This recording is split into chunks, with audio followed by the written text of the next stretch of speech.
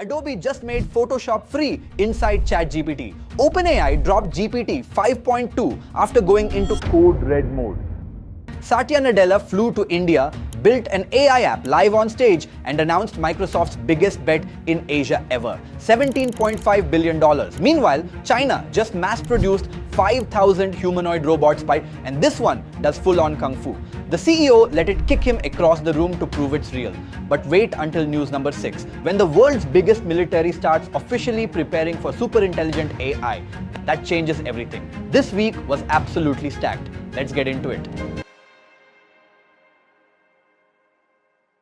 ChatGPT users just got an insane deal. You now get Adobe dropped Photoshop, Express, and Acrobat directly inside ChatGPT for free. Photoshop normally costs $20 a month, and most people never learn it because the interface is overwhelming. Now, you just type what you want in plain English, upload a photo, type, make the people pop in my vacation photo. Photoshop automatically adjusts exposure and contrast. You can try comic book effect, merge your resume and cover letter into one PDF and build party invitations. Express gives you templates to customize, and you can even animate the whole thing. It's available on desktop, web, and iOS right now. Android gets Express first, Photoshop and Acrobat coming soon. You can now edit photos, design graphics, and handle PDFs, all without leaving ChatGPT. Pro creative tools for $0. Is this a game changer or just a gateway to subscriptions? But free Photoshop isn't the only thing OpenAI dropped this week.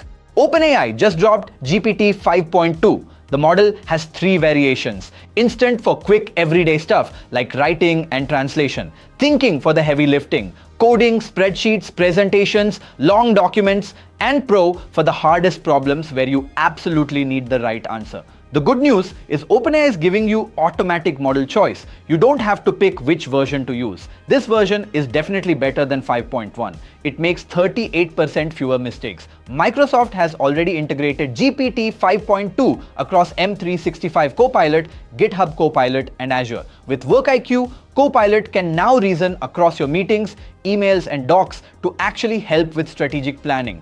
OpenAI is celebrating their 10-year anniversary this week. After Google's Gemini 3 was crushing benchmarks and Anthropic's Claude Opus 4.5 was beating them on coding, OpenAI went into code red mode, and they came out with this new model.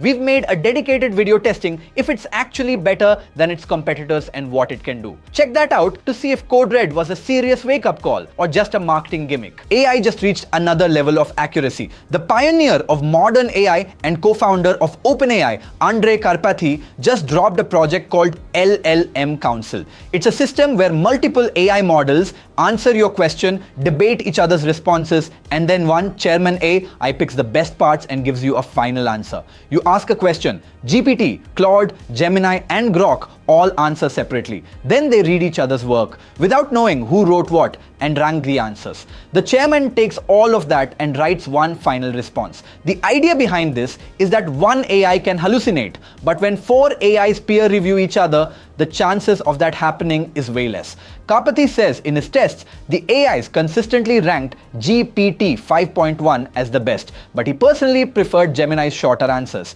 It's free and open source on GitHub and already has almost 10,000 stars. Links in the description if you want to try it. I've got a WhatsApp community where I drop everything I discover. Tools, workflows, updates, all in one place before they go mainstream. If you want access, links in the description. The world has its eyes on India. Google invested $15 billion. Anthropic's opening offices. OpenAI is giving away free access. And now Microsoft just committed $17.5 billion, their biggest bet in Asia ever. Microsoft CEO Satya Nadella was just in Bengaluru for an AI developer event, and he did something unexpected. He built his own AI app and demoed it live on stage. The app is called DeepR, and it's basically the same as Karpathy's LLM Council. Satya even credited Andrej Karpathy for the idea. He calls his version Chain of Debate instead of Chain of Thought. For the demo, he made the AI models argue over India's greatest cricket team ever. But the Microsoft CEO didn't fly to India just for this demo.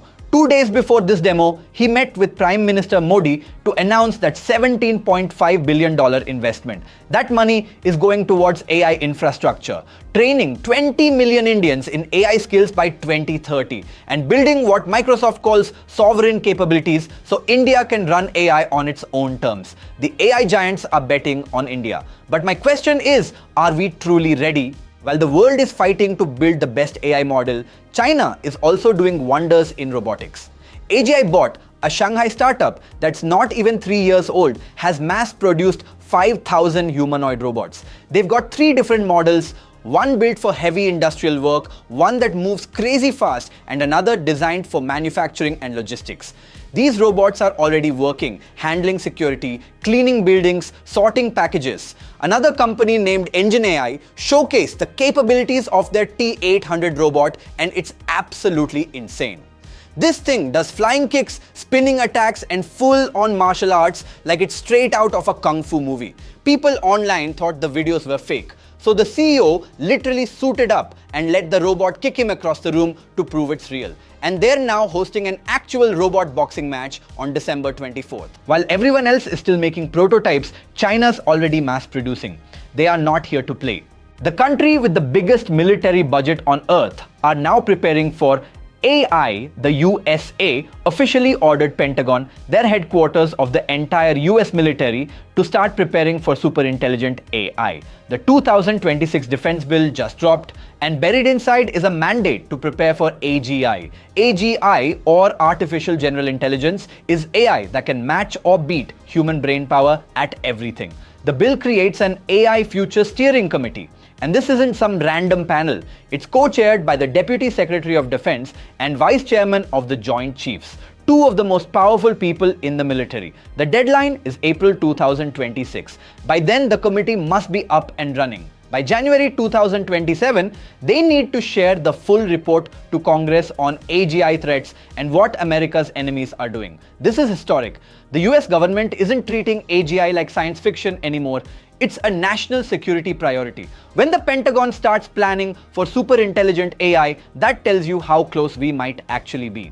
We just made history. World's first LLM in space just got trained. About a month ago, an NVIDIA H100 went to space aboard the StarCloud 1 spacecraft to try and train AI models in orbit. Running inference in space means instant insights for things like wildfire detection, plus 10 times lower energy cost than data centers on Earth and access to unlimited solar energy in space. And now, the Nano GPT model from Andrej Karpathy was just successfully trained on the complete works of Shakespeare.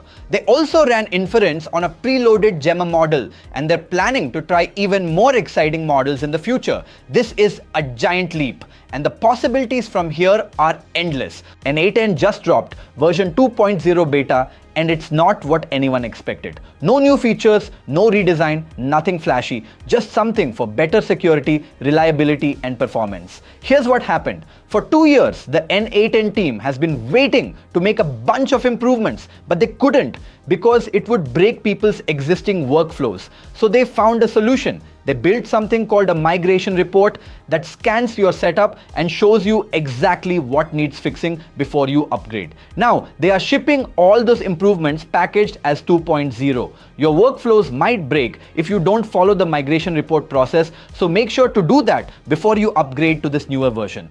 And once you're through that, everything will still look the same, but it's more secure, more stable, and up to 10 times faster. But there is one small change that you're actually gonna notice. They added a publish button. Before this, saving a live workflow meant it went live immediately. Now you can save your changes without touching what's running. The changes only go live when you choose to hit publish. Now that's a helpful upgrade. Beta's out now, full release is December 15th. Notion had a busy week. They dropped 3 updates. First, their mobile agent just became fully native. Earlier, it used to run in a web view, basically a browser inside the app. Super slow. If you compare the two side by side, you can see how much faster the new version is. Second, your agent can now see exactly what you're looking at. Just highlight something on screen and the agent knows what you're focused on. You can then ask questions and you get the answers right there. And third, GPT 5.2 just landed in Notion. Better at long tasks with conflicting info, the stuff that trips up older models. The speed with which every app is adopting AI shows that the AI bubble is not bursting anytime soon. Google also dropped a few updates this week. Google Stitch just did a Shipmas week. 5 days of updates. Here's everything they dropped. Day 1, their redesign agent can now generate code. So you screenshot your app, Nano Banana Pro redesigns it, and now you can actually export that as working HTML instead of just an image. Day 2 was a command palette. Hit Command plus K, type what you want. Zoom out, jump to a screen, publish. There's even a hidden Zen mode that hides the chat if you want to focus. Small but handy if you're a keyboard person. They also snuck in predictive heat maps that day. Shows you where users will probably look on your design before you build anything. Day 3 was the main event. They switched their default agent to Gemini 3 Pro. It thinks through your design before writing code. Handles complex dashboards and CSS better than what they had before. They also added prototypes. You can stitch multiple screens together into a clickable flow, test the interactions, and export the whole thing to your coding agent. That's where the name finally makes sense. Day 4 was multi-screen export to clipboard. One click copies all your selected screens as code, paste it straight into Cursor, Copilot, whatever you use. No more downloading zips. Day 5 was a few smaller things. You can now right-click anywhere to get quick options. You can type in the chat to talk about a specific screen, and you can paste a website link and it'll screenshot it for design inspiration. And that was a wrap for Shipmas. But Google had more things lined up this week. They just added a discovery feed in Doppl, their fashion app. So now you can scroll through looks, tap, try on, and see how it looks on you. If you like something, there's a shop button that takes you straight to buy it. It's live in the US on iOS and Android. Then they added animations in Pomelli. You can now animate your designs. You make something in Pomelli, hit the animate button, and it turns into a video. It's powered by their VO model. Free right now in the US, Canada, Australia, and New Zealand. And finally, the big drop, Project Aura. These are Google's smart glasses. They showed them off this week and they're coming out next year. So how do they work? You put them on and you see the real world through clear lenses. But then it projects apps and windows into your view. You can pin a YouTube video here, a chat window there, browse the web, all floating in front of you. And Google's Gemini is built in. So that's Google this week. Stitch got a bunch of updates. Doppl lets you shop now. Pomelli allows animations now. And we finally got a real look at those smart glasses. Busy week from Google. Now for our top 10 coolest AI tools that launched this week's segment, where we look at the most fun and underrated tools. Let's go. This week's different. We've got 7 big upgrades and 3 brand new tools. Let's go through all 10. Number 1, Lovable is now free for teachers and students until the end of the year. Build projects in class using AI. Number 2, Disco from Google Labs turns your open browser tabs into custom web apps using Gemini. Number 3, Runway 4.5 just dropped with better video generation across the board. Number 4, Mistral launched Devstral 2, their new coding model in 2 sizes. Both open source, both free. They also released Vibe CLI, which lets you code by talking to your terminal. Number 5, Krea AI now includes Nano Banana Pro elements for better image generation. Number 6, Figma added AI image editing. Erase stuff, expand backgrounds, isolate objects, all built into Design and Draw. Number 7, Orchids is a new coding IDE where AI builds apps like a human developer. Browser, database, payments, all in one tool. Number 1 on the app bench. Number 8, Kelly handles all your customer conversations. Support sales, onboarding, bookings, works across web, WhatsApp, Slack, email, even voice and video. 90 languages, free for 30 days. Number 9, Kivo AI watches your search rankings and rewrites pages before they drop. Stops content decay before it kills your traffic. Number 10, SciSpace explains research papers. Highlight confusing parts, get simple answers, search without keywords. Which one of these tools are you trying first? Let me know in the comments. Free Photoshop inside ChatGPT. Kung Fu robots getting mass-produced, and the US military preparing for AGI like it's a real threat. We're watching history unfold in real time. Drop a comment with your thoughts and subscribe for next week's AI news. See you then.